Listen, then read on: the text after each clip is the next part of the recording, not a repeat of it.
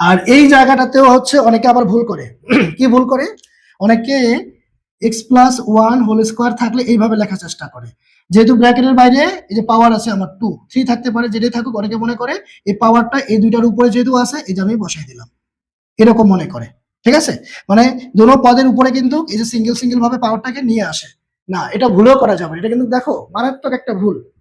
আপনার 2 বা 3 বা 4 যতগুলোই পদ থাকুক, মাঝখানে যদি প্লাস মাইনাস যেটাই থাকুক, আপনি এভাবে লিখতে পারবেন না। এই পাওয়ারটাকে কিন্তু সবগুলোর উপরে ভেঙে লিখতে পারবেন না। এটা পারবেন গুণের ক্ষেত্রে, মানে যদি আমাদের এইরকম থাকে, সাপোজ যদি আমাদের এই যে এক্স ওয়াই আমি হোল স্কোয়ার লিখলাম, এটা কিন্তু গুণ সম্পর্কে। এবার আপনি পাওয়ারটা দুইটার উপরে কিন্তু এই যে আলাদা আলাদা ভাবে লিখতে পারবেন, এই ক্ষেত্রে পারবেন না। এই ক্ষেত্রে কেন পারবেন না তারও কিন্তু ব্যাখ্যা আছে। ব্যাখ্যাটা কি?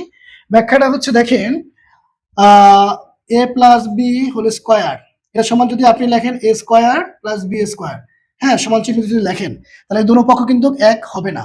দুটো পক্ষ এক একই রকম হবে না। তার কারণ আপনি যদি এখানে মান বসান, এর যে কোনো একটা মান ধরেন, ধরুন 2 ধরলেন, বির একটা মান ধরেন 3 ধরলেন, তাহলে এখন আপনি কি করবেন, 3 2 5, 5 স্কোয়ার মানে কত হয় 25।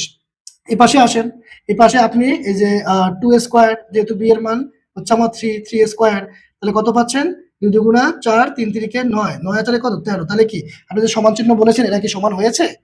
এই যে উভয় পক্ষ কি সমান হয়েছে? হয় নাই। এই জন্য কিন্তু হচ্ছে এটা সমান এটা কোনোভাবে গ্রহণযোগ্য নয়।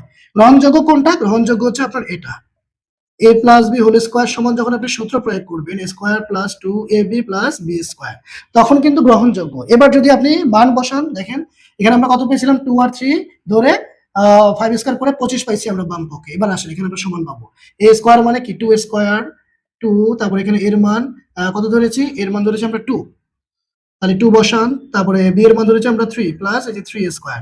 দেখেন তো আপনার ফলাফল কি আসে, 2 দুগুণা 4, এখানে 2 3 4 12, 3 3 9। এখন সবগুলো যোগ করেন তো কত আসবে, 12 আর 4 হচ্ছে 16, 16 আর 9 কিন্তু হচ্ছে 25।